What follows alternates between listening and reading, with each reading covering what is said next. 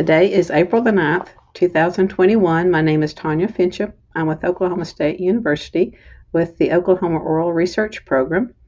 And with me today is Amanda Tietgens Stuke, the daughter of the late Bill Teegins, the voice of the Cowboys from 1990 to 2001. This interview is being recorded with Zencastr and will be part of the We Will Remember Promise Oral History Project.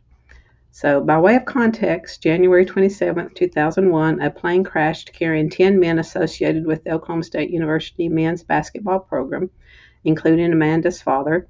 And in the aftermath, the university and the Cowboy community made a promise to always remember these 10 great individuals. So thank you for being with us today. And before we learn about the accident and the promise, let's learn a little bit about you. Start wherever you like. Okay. My name is Amanda. I was born in 1978 in Amarillo, Texas.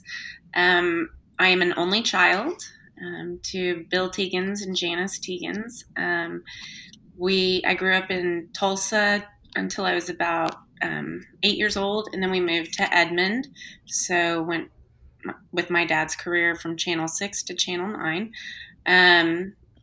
I graduated high school in Edmond. And then after high school, I wanted to go out of state for college and went to St. Cloud State University in Minnesota with my best friend. A little bit of ways. It was a little bit of ways. And went there through 2001. And then at that point, came back to Oklahoma. So back in your younger days, like in elementary school, did you have a favorite teacher or favorite activity, that type of thing? Oh yeah. Well, I would say here actually, I did have a favorite teacher, Mrs. Sarah Fairbetter. She's an OSU alum, and she was a huge OSU fan. She passed away a few years ago. But yeah, she was an 8th grade English teacher in Edmond. She was a teacher to a lot of people she had taught in the district for a really long time. So saw her at many OSU football and basketball games throughout the year, cheering on the Cowboys. But we always had a good connection through that. Played soccer growing up. Enjoyed that through probably my sophomore year in high school. Parents at all the games, cheering on the team. But yeah. What year did you graduate from high school? I graduated from Edmond Memorial High School in 1997. And then 97. Yeah. And what were your plans at that point? What did you want to be? I wanted to sell commercial real estate, and I knew I wanted to go to college, and I wanted to kind of go far away. I just thought it would be a neat experience to get out of Oklahoma and do something different. And so my best friend from high school and I went together to St. Cloud State. But they had a 4-year degree in real estate that I was going for there at the time. Did any of the courses about get your lunch very, very hard ones? Yeah, there were some. Yeah, I loved it there. I was there for about 3 years. It was, it was fun. It was different. It was really cold a lot of the times. And that was an experience to get used to from Oklahoma. My parents brought us there to visit before we actually started going to school there. My friend and I, and they wanted to take us in the middle of the winter to make sure that we understood what a Minnesota winter was being from Oklahoma. And we went, oh, this is great. We'll be fine. No big deal. Yeah, we don't mind it. And then, we get up there and it is just bitter. Yeah, I mean, that 2-day trip was nothing compared to the months of winter that we experienced. But it was fun. It was an experience. It was different, but we had a good time. And you survived 2 or 3 winters there then if you stayed I was there a couple of years. It was about 3 years. Watched lots of hockey games, and that was a big sport at our school. But it was fun. It was a good time. Something very different than we had here in Oklahoma. Do you remember the day that your parents dropped you off? I'm assuming they dropped you off. It did, yes, I do. Um, yeah, my best friend and I, uh, you weren't required to live on campus at that time, so we were able to, which actually it would have been helpful to meet people, honestly, to have lived on campus, but we lived a little bit off campus in an apartment, and it was our first time. Kind of on our own, and our parents helped move us up there, and I remember when they drove away, they were all real sad. And, woo! We were so excited. We were like, see ya! We were so excited. But yeah, I mean, we were sad to see them leave, but we were the freedom, to be on our own. And it was just exciting. We were pretty happy about that. Did they give you any final words of wisdom? Oh yeah, I mean, Any probably advice? mornings more so, but no, I mean they were great. Both of sets of parents were very involved, and her parents were great too. But my dad was actually from Minnesota, and he was born in Minnesota, and we still have some family in North Dakota, which was only a few hours away from where I was. And then my roommate, her family was also from Minnesota, so we did have a few connections there. So we weren't just completely on our own, but as much as they were comfortable with. In your freshman year, did you come home any? I mean, that's a long ways. Were you able to come home I in your was able freshman to year? come home. I came home on the big breaks. I think I came home at spring break and Christmas and for summer. But yeah, it was a drive. We would follow each other home. It was about a 16-hour drive home, but with a printed map, pre-MapQuest times, an atlas. Well, I still do that. So you had to learn to do your own laundry and yeah, and fend for yourself food wise, huh? Yeah, we did.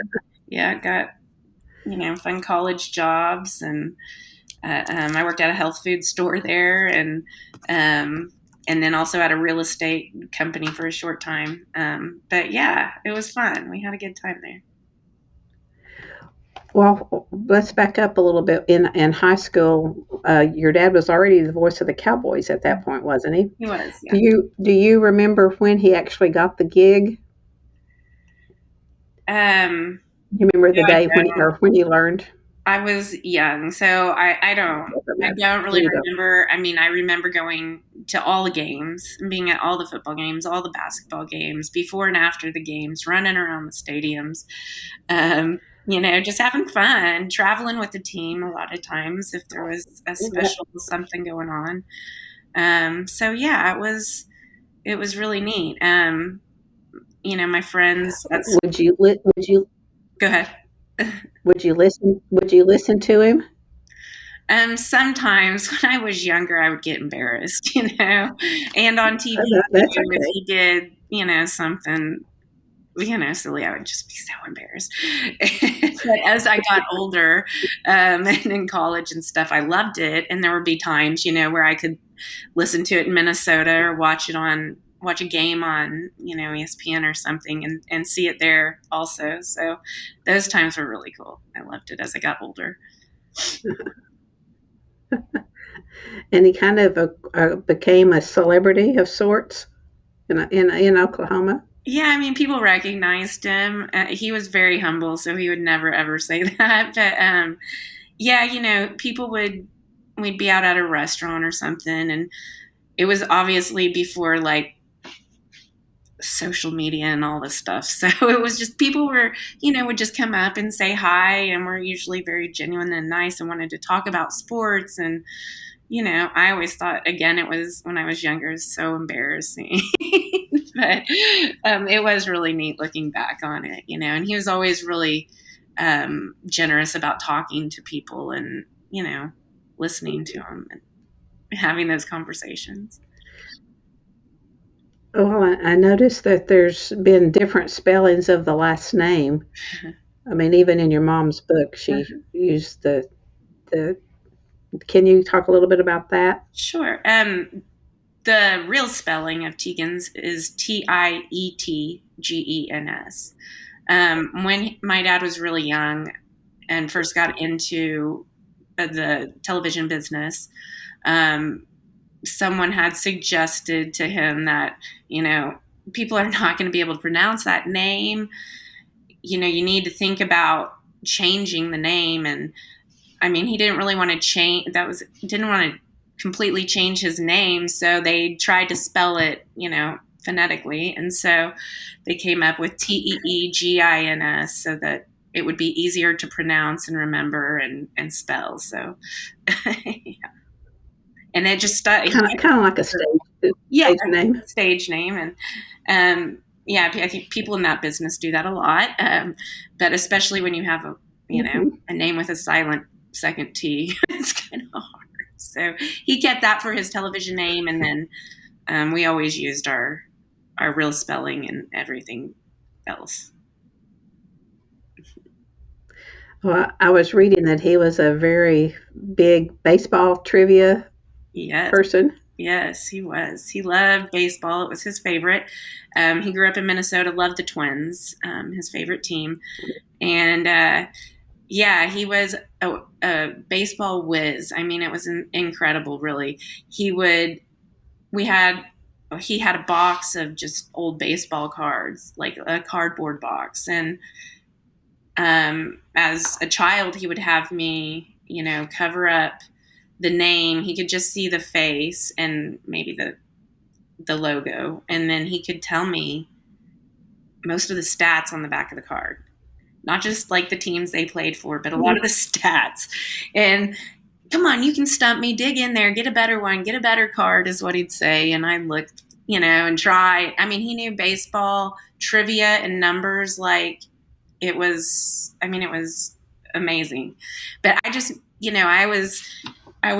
would get a few right, and I'd be like, can we play something else? This isn't fun. Can't ever stump you. But he would read the baseball encyclopedia, which is literally just statistics, like a book. He loved it. All of it. So it was fun. It was cute. Wow. Did you acquire a love for it as well, or no? Not so much. No. No. I was around sports my whole life, and I do love watching and cheering for sports.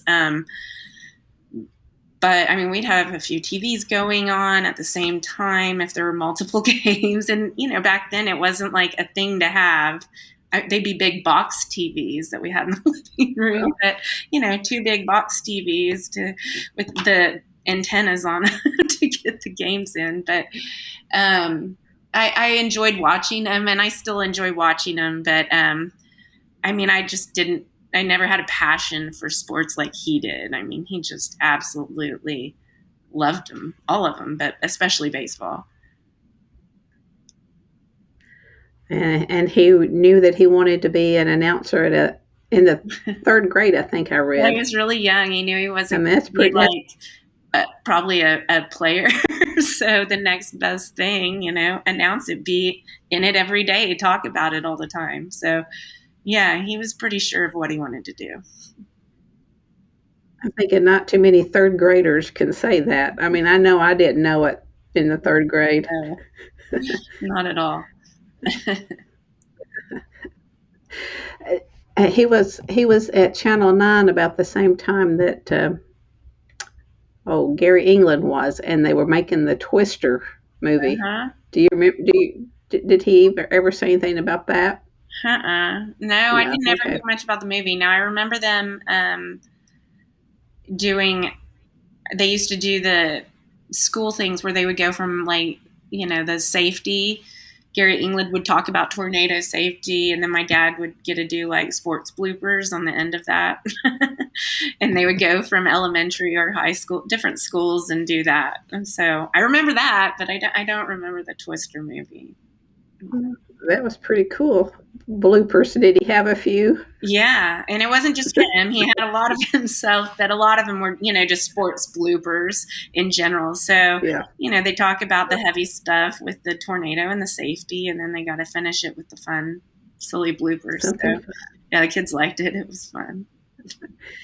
So, and with all this OSU influence, you just didn't want to come here. You wanted to go out of state. Yeah, I mean, I That's okay. I I know understand. it's probably one of the biggest regrets in my life. Like looking back, I Mm. mean, I just think that would have been so cool to be there when he was there. But at the time, I really just wanted to be on my own and figure out what I Yeah. wanted to do and not really be stuck in the shadow. So, That's. yeah. I can understand that too. Well, before we move on to that day, what about prom? Did you go to high school prom? Yeah, I did go to prom. Yeah, he always met my dates before I went to prom. So that was a big thing. Okay. I usually went with a friend, so it wasn't a big deal. But he always insisted on meeting, if I was going to go out with anyone. But my friends always thought that was fun to come meet him. So it was cute. Sure. And he was always very nice. Well, who taught you how to drive? Oh, goodness. Both of them. Did Um, okay. it was a little stressful, I'm sure. But yeah, being an only child, I got a lot of attention from both of them, good and bad. So, but yeah, I mean, they both spent some time um, helping me figure that out in the parking lots around Edmond. But yeah, it was fun. Well, did y'all have a favorite vacation spot? We got to go on a lot of fun trips. Well, we went on a few trips with OSU, which was really cool. I mean, I always thought that was really neat when he would broadcast and then I'd get to kind of tag along and watch the game. But family trips, we went every year to North Dakota, which I know it sounds silly as a fun family trip, but there were about 15 of us that would go up there, all on my dad's side. We would drive from Texas and Oklahoma and go visit my dad's grandma, so my great grandma, and she lived in a town of 2,000 people with like one stoplight. So there was not a lot there, but we just had the best time just being with family and away from everything and, doing our own thing in a little tiny town. So yeah, we did that every year growing up until even after he died, but until she passed away. So, and she lived, which I can't even tell. I mean, my husband met her, so it would have been in 2000 and like 11, 10. Yeah. So we continued to do that my whole life. So it was pretty special. Well, for holidays like for Christmas, did you guys have traditions that you did every year? Yeah, we always went to Amarillo, which is where my dad's family is from, and his parents and siblings live there. And so we always went there. And I mean, I would say, you never know in this business, like when you have to work, and especially when you're working on weekends too. And it doesn't, holidays, we would always, whatever weekend he could get as off is when we celebrated Christmas or whatever holiday we were celebrating. So sometimes it was in November and sometimes it was in January, but that was okay. We were just all together whenever we could celebrate, but it was usually in Amarillo. Do you have a favorite gift that he would have given you for Christmas or birthday? So one of our most favorite things to do together was to listen to Beatles music and go to Paul McCartney concerts. Okay. So from a very young age, like I was like in third grade when I started, like second grade, loving the Beatles because of my parents' love for them. And so third grade was the first Paul McCartney concert my dad took us to, and it was so much fun. We went to Dallas, and Then we went, I've been like 6 times, I think total, but 5 or 6 times. So yeah, I went a few times with him and my mom and husband since then. So that was probably the best gift ever. Go do that together. It's pretty special. Sing along with them, huh? Yeah. It was fun. Yes. We could both connect on on something like that. It was fun. So music was a big part of growing up then? Yeah, it was. Yeah. Listening to it and going to it? Yeah. Did you play an instrument? I did play the piano for a while growing up, but I quit at a fairly young age.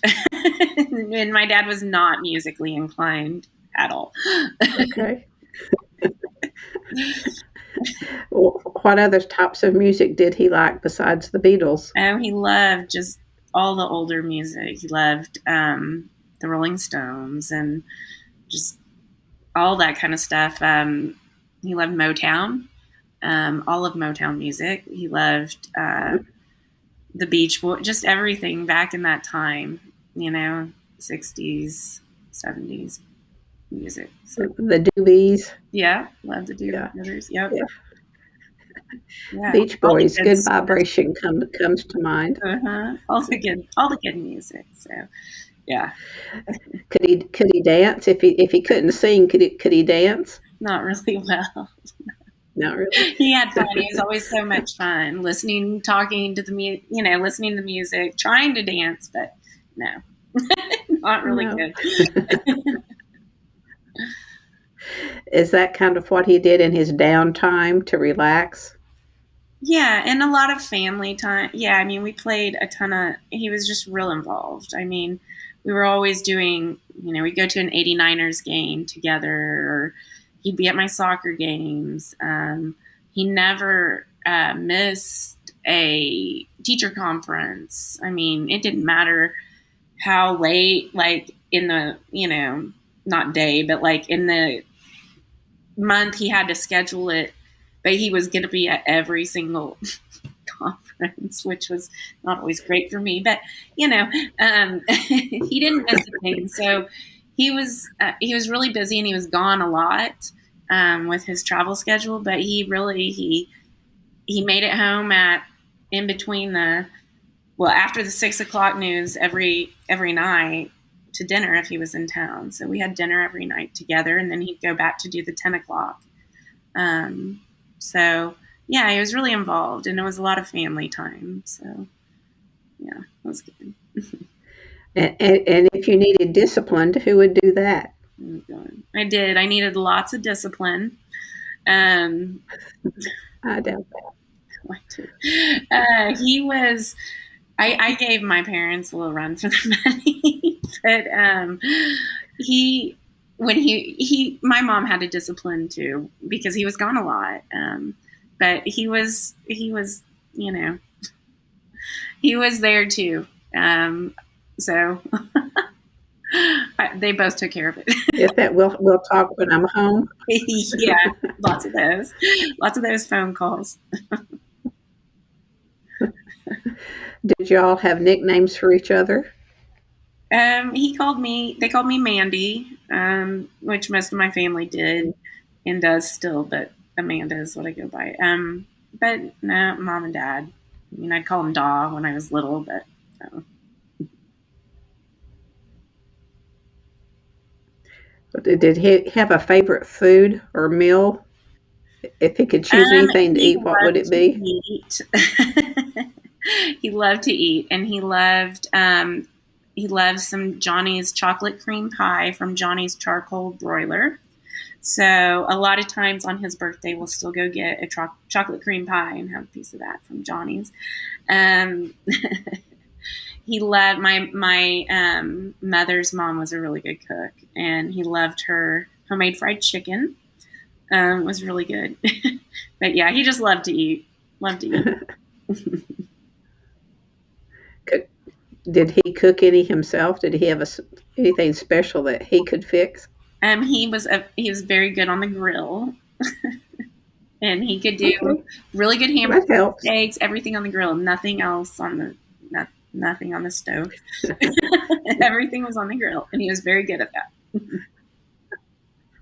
Good at that.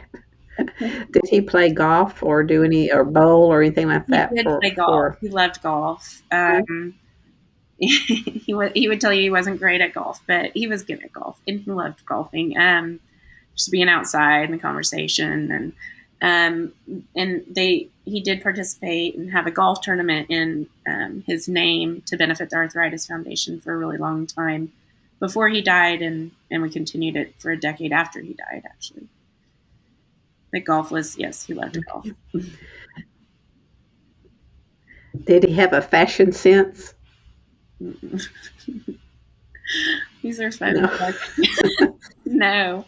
I mean, he wore a suit and tie every day on the news, and he loved his OSU t-shirts and his Channel 9 t-shirts and jeans or shorts. And that's what he wore. Okay.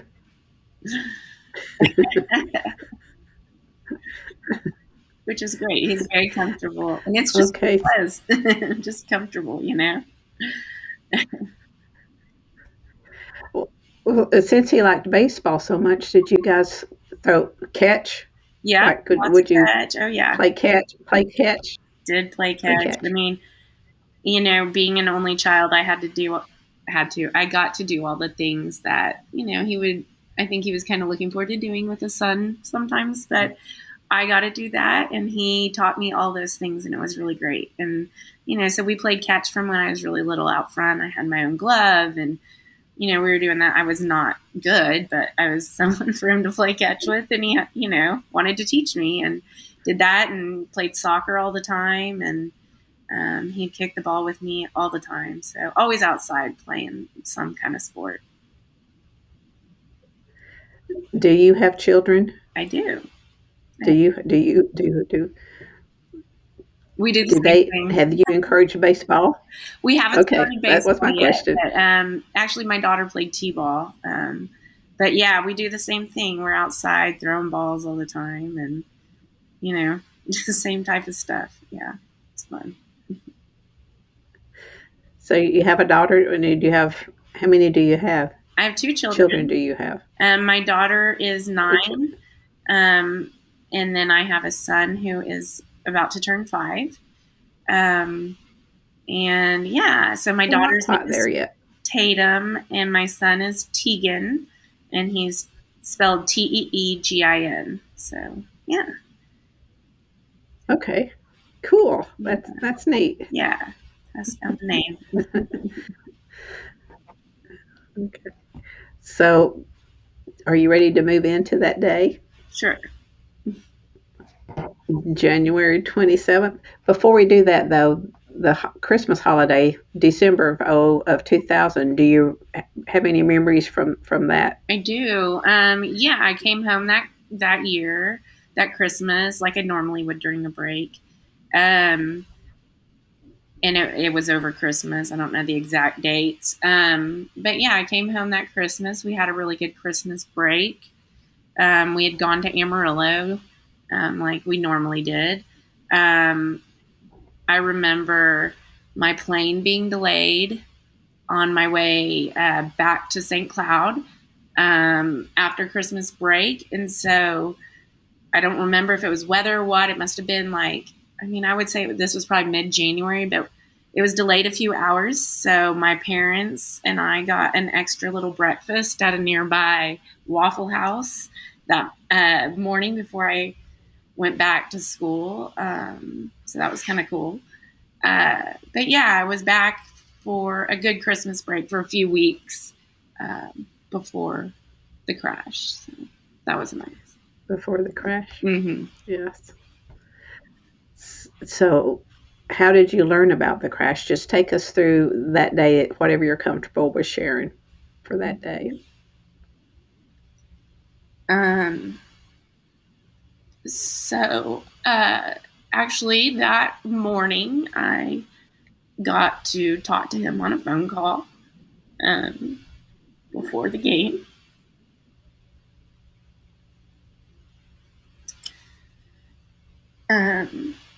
I watched some of the game. Got to see some of it on TV. And then I went to a friend's house that evening that I didn't really know very well with a boyfriend.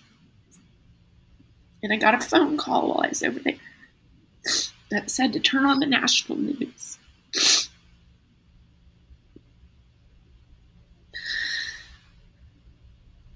And I did. And I knew. It just said one of the planes was coming. And I knew he would have called me. And I called my mom. My mom was I was in Minnesota. My mom was a flight attendant. And at that moment, I want to say, I think she was in Atlanta.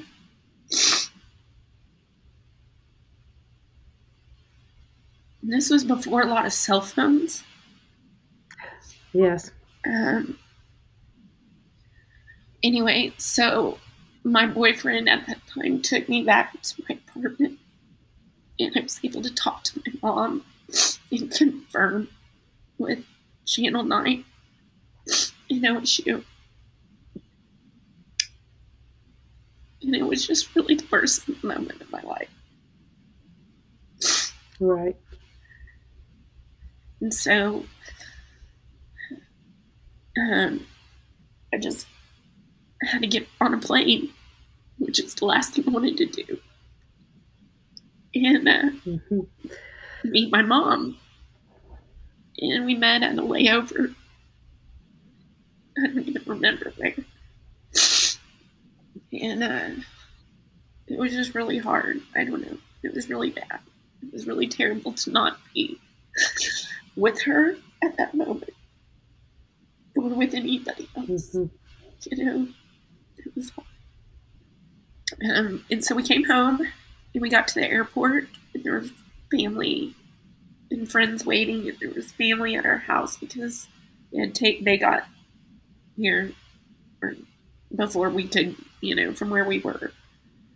So anyway, yeah, that's how I found out. And the next few days were probably a blur. Oh my goodness! Just going through the motions. Yeah, so much on television and in the papers, and just like I said, even before social media, I can't even imagine what something like that would be like today. But before all that, it just felt like it was really everywhere and surrounding. And yeah, I mean, I know they had I do remember the memorial, which was shortly after, but that was, okay. I don't remember how long after. I think it was like on a Wednesday. I think it's a Wednesday. Well, Wednesday after that Saturday. Mm-hmm. So. Yeah. And I understand the university assigned liaisons to the families. They did. That was actually so helpful. Ours was Steve Buzzard, who was already a friend, a close friend of my dad's, but also a friend of the family's. But after that, I mean, amazing. Like, that was one of the best things that I should have done.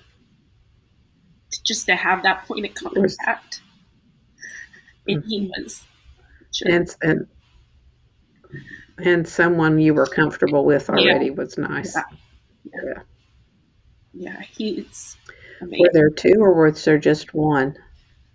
I mean, what I remember him, I apologize if there was another one. We reached out to, I don't know. Okay.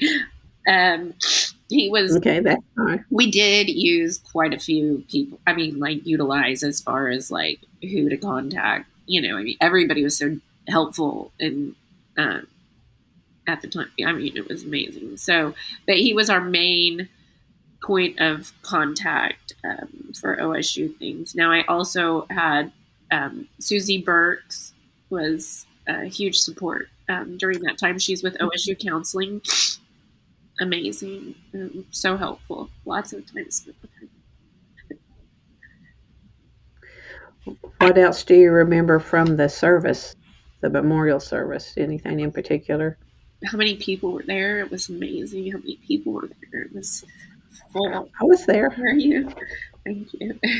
It was full. It was, mean, it all felt like a whirlwind, but it was just really appreciated that, I got that people cared that much, I guess, Yeah, there's that border between public grieving and private grieving that you have to navigate as best you can. Yeah, it was. Uh, it was weird to know that everyone knew so much. And it was hard. It was different, I think. Um, I remember the bagpipes coming in, and that just kind of set the mood. I don't Yes. see. I didn't remember there were bagpipes. Yeah. Well, they may have played before the families Oh, came in. yeah, maybe. I'm not sure the order, but yes. Yeah. And I had read that President Halligan read books to the children of the. But you would be too I was old for 20. Yeah, I was to do. 22. Yeah. You were too old But for that. yeah, everybody was. I mean, so generous, and they have never let up on, the remembering, which is amazing. And I'm so glad you're doing this. It's very important to me to have all of this record for my kids and anyone else who, wants to remember. But, well, from the memorial service, and then I think it was August, they dedicated the memorial in Colorado. I was there for that. Did you attend that? I did attend that, and that was really nice. It was really hard to be at the site. That wasn't the first time I had been to the site, though. Okay. I had gone a month after the crash, I guess, maybe. But yeah, the memorial is beautiful, and I've been since, the dedication a few times as well. But yeah, it was really nice. It was good that it was nice to have everyone there together. But and it's still neat. I mean, I have friends who will stop by it sometimes. Like, that's send me a picture of it. It's still neat, that people can go by that in Colorado. So it's special. Do you stay in touch with many of the other family members? Um, I mean, it's been 20 years, so I don't. So we see each other. Most of us see each other annually. OSU, puts on we have a dinner together, and we have uh, the basketball game where they donate the money from the Remember the 10 run. And so we see each other there. And then we see each other at the Remember the 10 run. But as far as like on a regular basis, I mean, that's usually when we see each other. It's the anniversary. Life just moved on in different directions. We have, yeah. Well, for the memorial in the Gallagher Abbott plus the one in Colorado, there's an inscription. There's an inscription for each one of the men. Do you remember how that was? Who wrote it and who decided what to put there? My mom and I, and I'm sure the rest of our family had some input too, but yeah, and we were trying to list off all the things that he was to all of us. And I think that's the one that's a family, father, friend, fan, maybe, is what you're talking about. Mm-hmm. Yeah. That sounds right, yes. I had that down somewhere, but and then of course the image is very yeah, it was so neat that it was etched. Loved by many, his family, friends, and fams will always remember. He shoots, he scores, he's fouled. Yeah. That kind of, to me, not knowing him personally, that kind of gave me a sense of what his personality may have been. Yeah. Yeah. And enthusiastic and full of life. He was. Loved, and I had read somewhere that he was genuine, always genuine. He was very in the moment. It didn't matter what else was going on. If he was talking to you, you were he was always just right there, and that's hard to do. And I mean, I try and do that now. It's hard to do, but he was very present, and I mean, I think it made people feel important, and like, you're really listening to someone, and you're really getting to know someone, and he was just really good at that kind of thing. Real down to earth person. Well, you mentioned that you'd already been to the site once. Do you want to talk a little bit about the first time you went No, I don't. to the crash site? No? Mm-mm. Okay, that's fine. Were you at the dedication to the monument in Gallagher when they unveiled Yes, I the was. kneeling Sure, cowboy? I was. Because we really tried not we tried not to miss any of the things that the special Okay. things that happen around this. But yeah, I mean, it's beautiful, and it's really, really special to see it every single time. I mean, every time we go to Stillwater, we stop by the memorial in Stillwater. So I love seeing it. I love being there. How often might that be? I mean, do you come to We Stillwater go to a lot of games now since other the than virus. We haven't so much, but prior to, we used to go to most football games and a lot of basketball games. So multiple times a month we would stop in there. because you ended up graduating from here, didn't you? Did yeah. I mean, So you came back from Minnesota, yeah. After the crash, I decided to come back and came back to Edmond and finished up at OSU. Um, and I'd say I was there for about a year and a half, and I was commuting most of the time, just finishing up what I had left, and I ended up finishing with business management degree. in what year? Oh, What year? 2003. 2003. Okay. So I lost a little time with the So you would have been sure. So you have another reason to cheer on the Cowboys I love them. as an alum. Yes. And my husband, who is not an OSU graduate, is a UCO graduate, but a huge OSU fan. So we have a lot of fun with our family now, going to games and cheering on the Cowboys and doing all the stuff that I did when I was young. And what did your career end up being? So I have been an executive assistant to CEOs for the past 15 years. And right now I'm working as a project coordinator for a healthcare company. So, Okay. yeah. Yeah. And do people still come up to you and say, "Oh, are you Well, my last Bill name, I go Teegins' by daughter?" Stuke as my last name. So They unless people know me or, you know what my last name is, they typically don't know, you know. But when they hear it and they do recognize it, and I get to hear a cool story about my dad, that makes me so happy. I love that.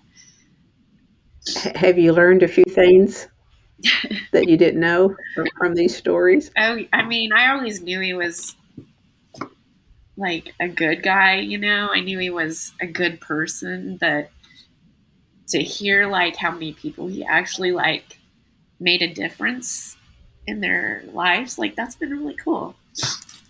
You wouldn't normally hear that. So that's kind of neat. He would never have told me any of that stuff. He probably didn't know, actually. Did he mentor some students in that wanted to do broadcasting? Do you know? Yeah, he did. And they were super special to him. But yeah, and there's a few of them, and I'm still in touch with some of them, not all of them, but yeah, they were really special to him. I know a few through Channel 9, so. I think, is there a broadcasting award with his name? Yes, there was.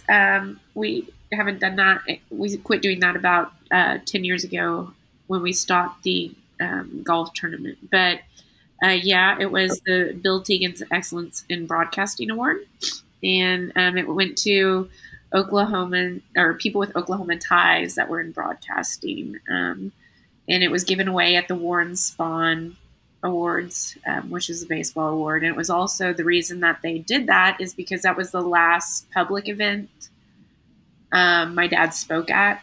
He was the host of the Warren Spahn Awards, and that was just a few days before the crash.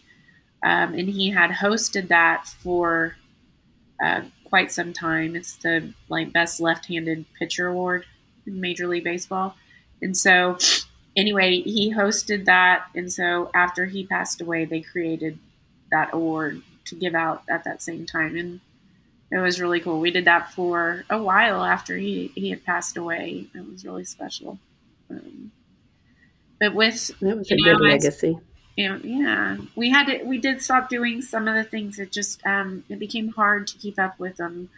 The golf tournament was so special, but when I started my family, it really became hard to put the time and effort into that needed to be given to it. So the thing that is still that we participate in as a family every year is the Remember the 10 run. It's a really positive event for our whole family, and to get together and do that as a family, it's one of our favorite things to do. So it's a really positive way that we can remember my dad and have a good time together. Who all in the family comes and participates? We usually have a group of about 15 to 20. It's everywhere. Wow. From my cousins bringing their little babies in strollers to my dad's dad, who's still alive, who just turned 90, walking and doing it, doing the walk for his age group. So it's a huge group of us. Sometimes we get T-shirts made if we're organized enough and plan it out. But it's a fun time for us, and we always go eat at Eskimo Joe's after, and we love that one. So we're excited that that continues. We missed last year. I mean, it was virtual, but we're looking forward to everyone getting together again and doing it again. I think they're planning to do it face to face this year, aren't they? In August? I think so. Yeah. I think. I hope so. I think it's in August. Yeah. COVID has done a number on all that. I could have participated if it was virtual. Yeah. Last year. Yeah. Yeah. They always have 90 years old and still walking, but yes, not running. But yeah, he lives by himself. He's doing great.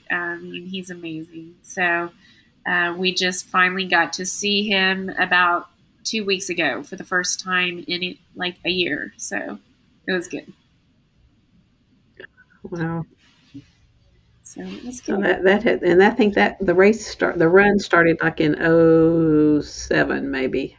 So that's a long time if you guys have been doing it each year. I think we missed 1 year when my dad's mom died. We missed that year. I feel like it was right around that time. But past that, we have not missed a year. And like I said, the family comes in from Texas, and yeah, we just have a big weekend together. So it's a good time. Team Teegins. That's right.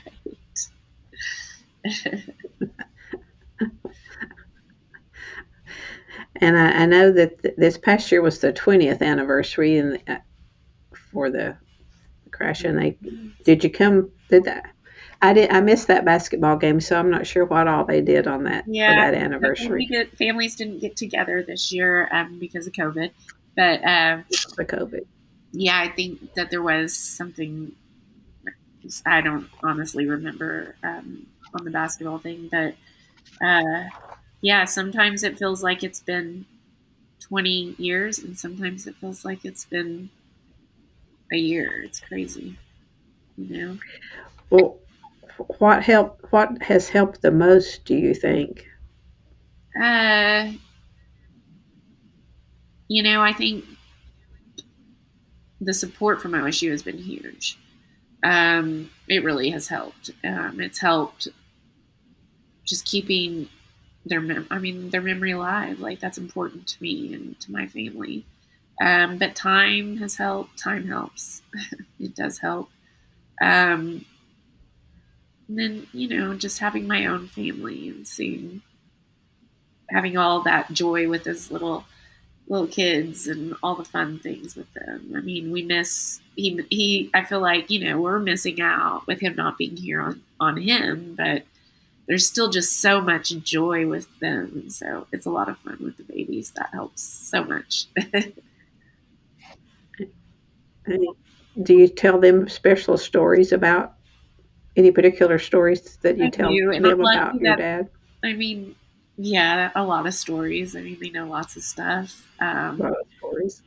But they the videos, I like being able to show them. I mean, we're blessed because of his career.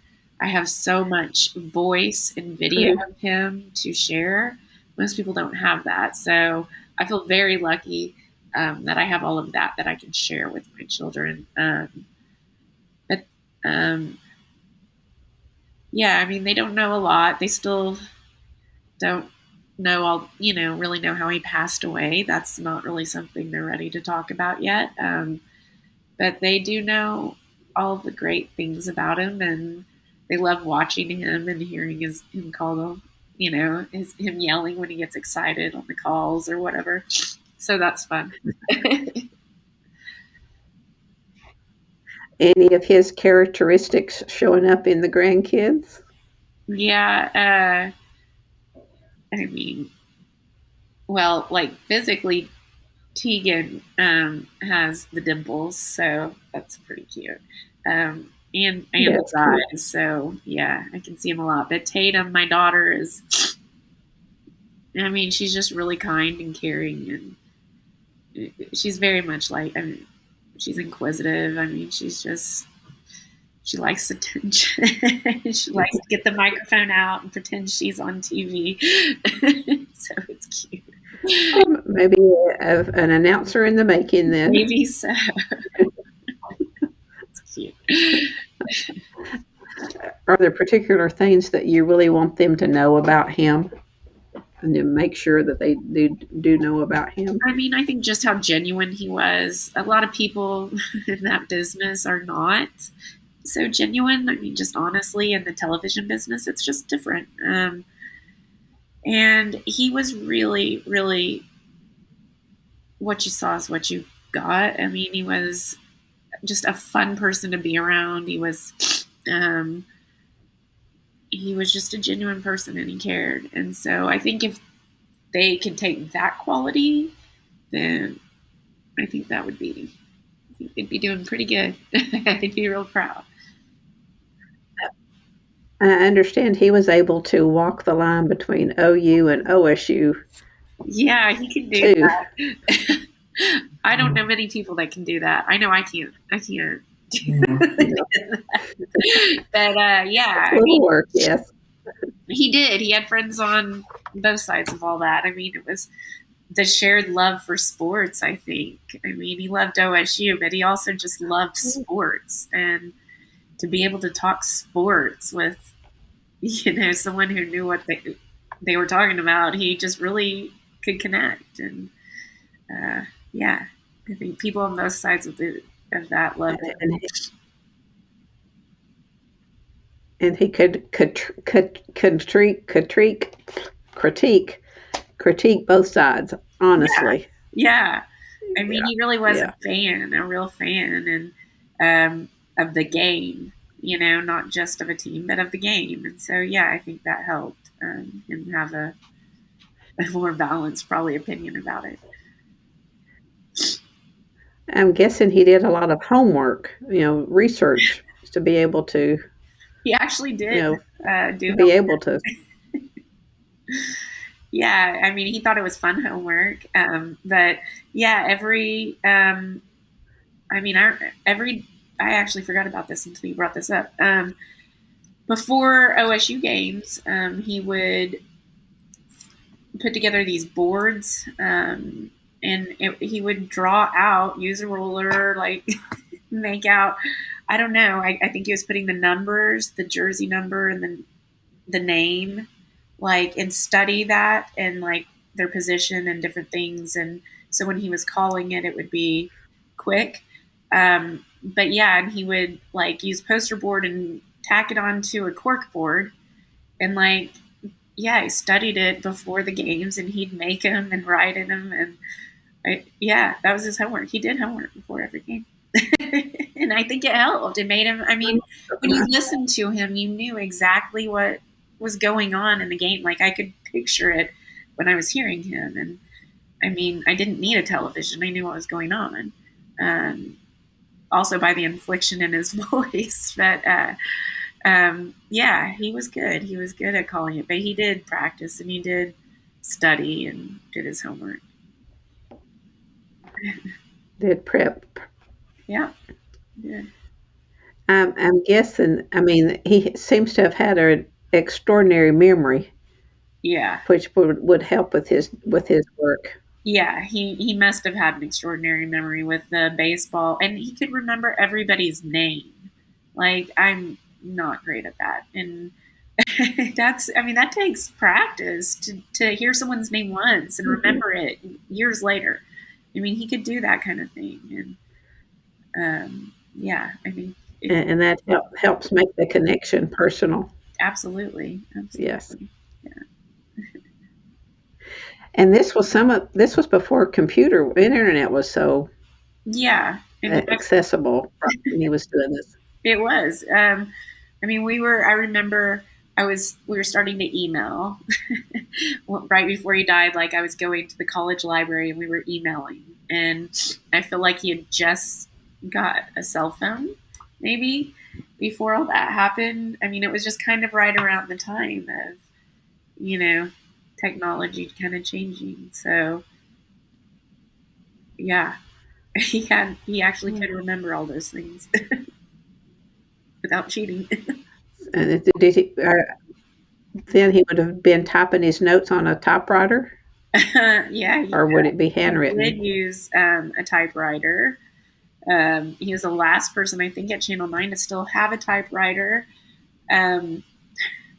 And so, like, I remember there'd be times where he was typing his, he would type his own, like, script for the newscast.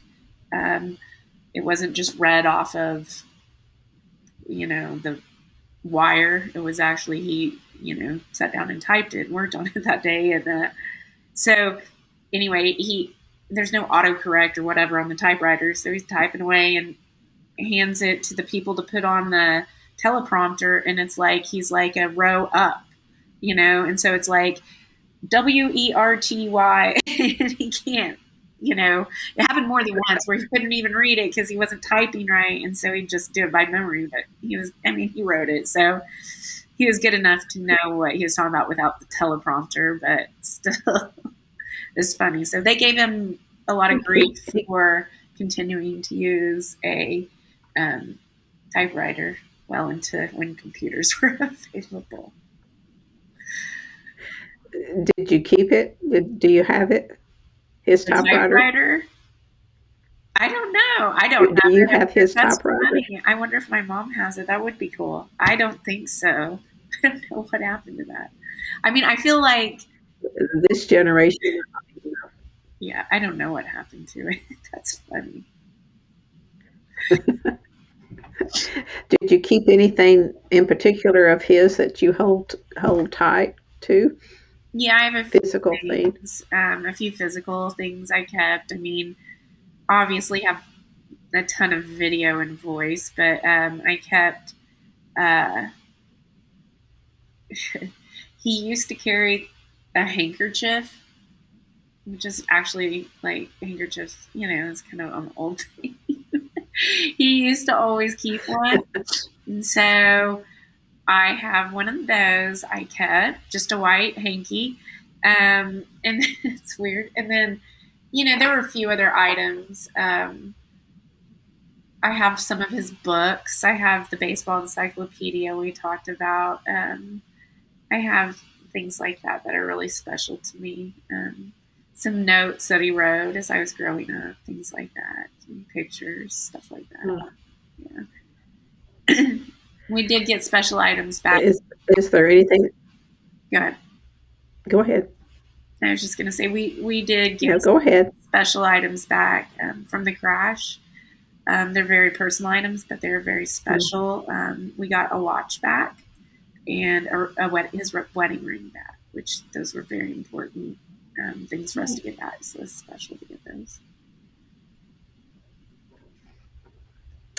Well, are there certain things that trigger memories of him just immediately? Like, I don't know, if you see something or smell something, you think of him? Yeah, the cologne. I'll smell the cologne. Or, I'm in Edmond, so I see the Channel 9 tower all the time. So I actually live about half a mile from where I grew up, which is kind of cool too. So this intersection that I live by is where most of my memories are with my parents. So that's kind of cool that my kids get to grow up right here. But yeah, I mean, just being at OSU, I think brings me comfort too. Like, so many memories there. But yeah.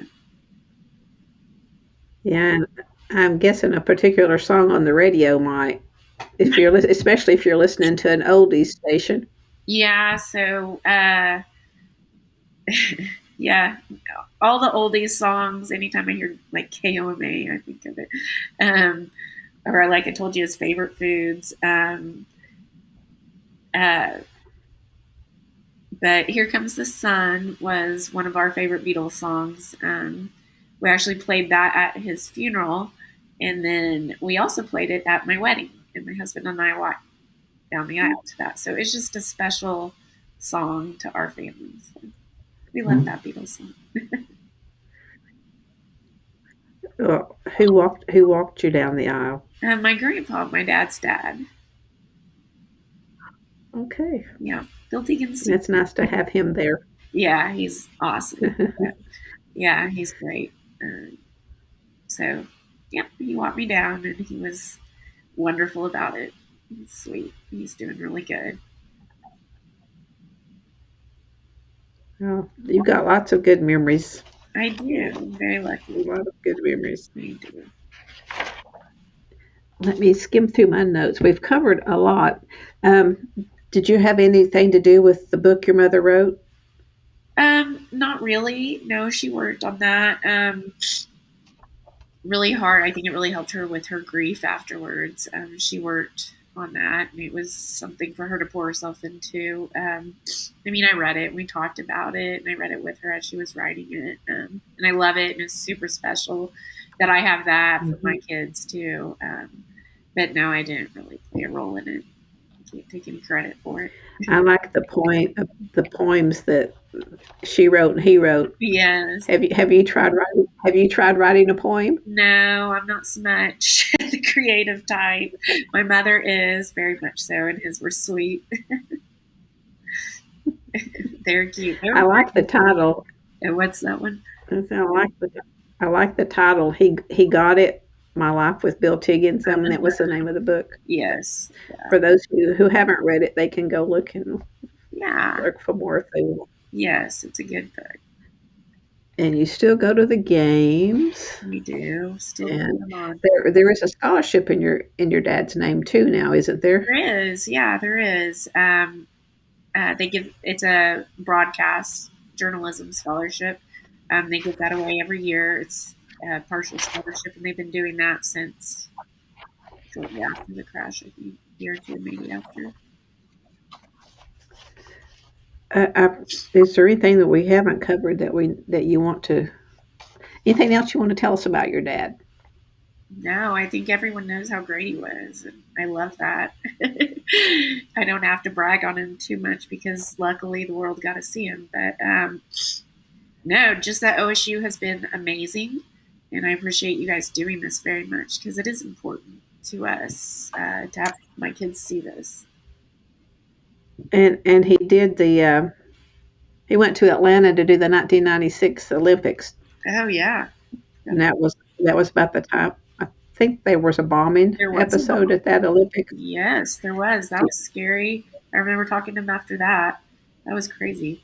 But I mean, I don't think it was too close to exactly where he was. where he was. Yeah. That must have been a thrill for him to get to go do that. Yeah, he got to do some pretty neat stuff. Okay, let's see. Did he give you any advice that you remember that you try to live by today? I mean, he was just great. I mean, yeah, I remind myself, and he was halfway joking. He was pretty funny too. He told me more than once I'm pretty opinionated and not always so quiet about my opinions. And he told me that it might benefit me if I were not always so um, aggressive with my opinions. So I try and remember that a lot whenever I think that I'm, getting a point across that maybe I shouldn't be so aggressive and it'll be better taken. So I still remind myself of that like 30 years later.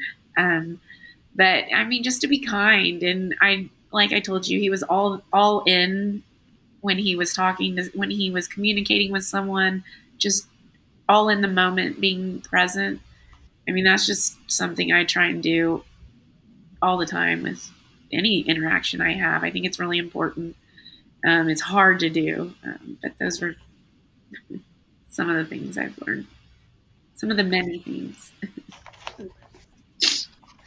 One of the many things I know they impact us one way or the other, don't they? Yeah. For me, every time I smell Irish Spring soap, I think of my dad. Yeah, that's Yeah. cool. It's always so, yeah, it's good to have the memories though that trigger that. Yeah.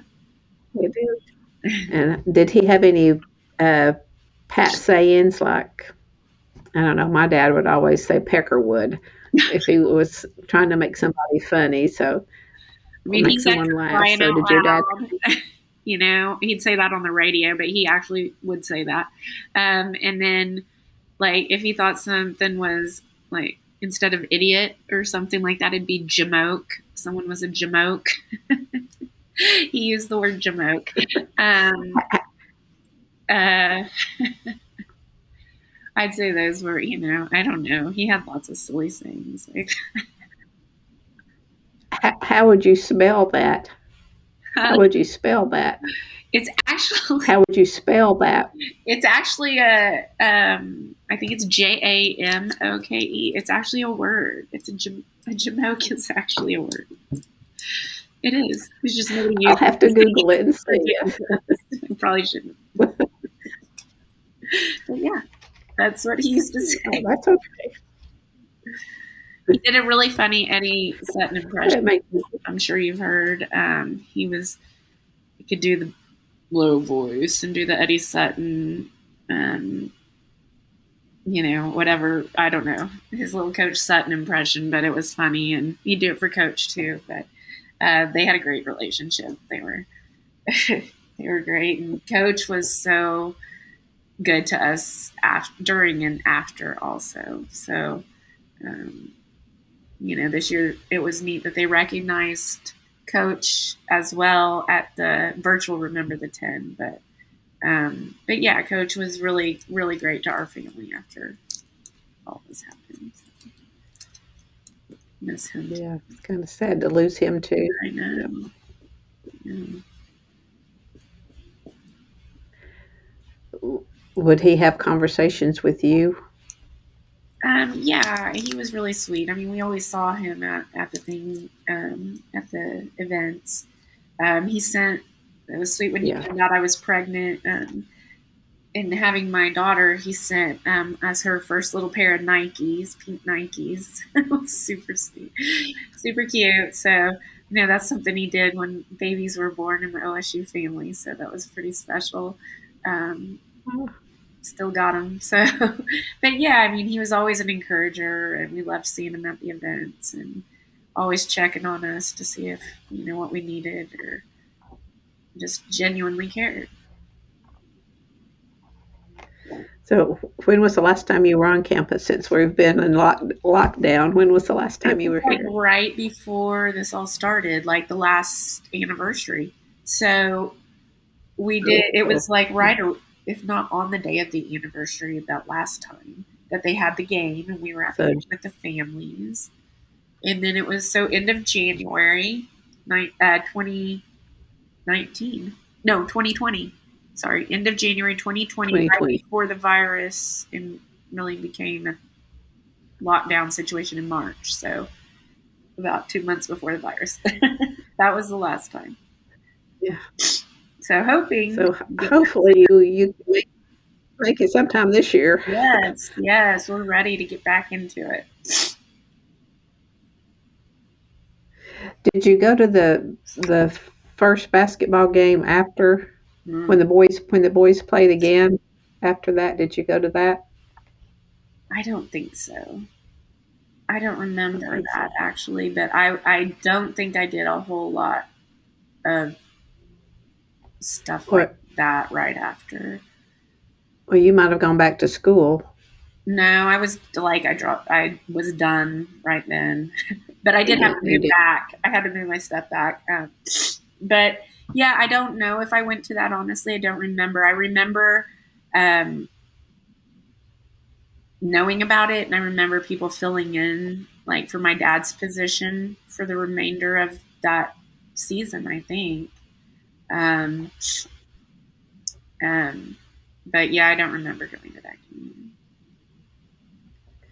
And as popular as he was, I was reading that fans would drop off cards at the station. Yeah, I got so many afterwards, cards. and yeah, it was neat. I still have it. Yeah, I looked at every single one of them. We still have them all, and yeah, they're very special to me. That people would take a minute to write something. I'm guessing you learned even more stories from that too.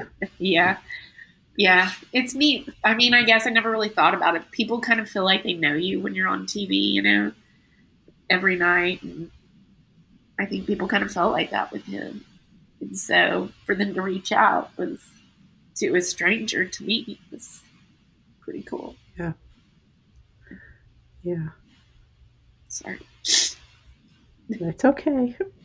You've done well. We've covered everything I had wanted to cover. If there's anything else you want to say, please say. I think so. I think we covered a lot of it. And so how would you like people to remember your dad? I think that just the way they do. I think like the legacy he left is that he was a kind man that genuinely cared and loved sports and loved people. And I think that's exactly how he'd want to be remembered. And he came to love OSU. He sure did. Very much. Now we do too. Well, I think he would be happy about that, don't you? So too, yeah. Well, then I'll close with something, and we'll see what you think about this. Okay. I'm going to borrow a quote from the Field of Dreams. Yeah. Terrence Mann. Well, before I do that, did you happen to visit where they filmed the Field of Dreams? No. Since it's baseball oriented, yeah, I have not. No. Anyway, I figured in honor of your dad's love for baseball would end it this way. Okay. Sounds good. Terrence Mann said that they'll watch the game and it'll be as if they dipped themselves in magic waters. The memories will be so thick they'll have to brush them away from their faces. And as the voice of the Cowboys, your dad helped make those memories for so many other, generations. So we thank you for sharing him with us today. Thank you. Thanks for remembering him. I appreciate it. You're welcome. I want to stop the recording.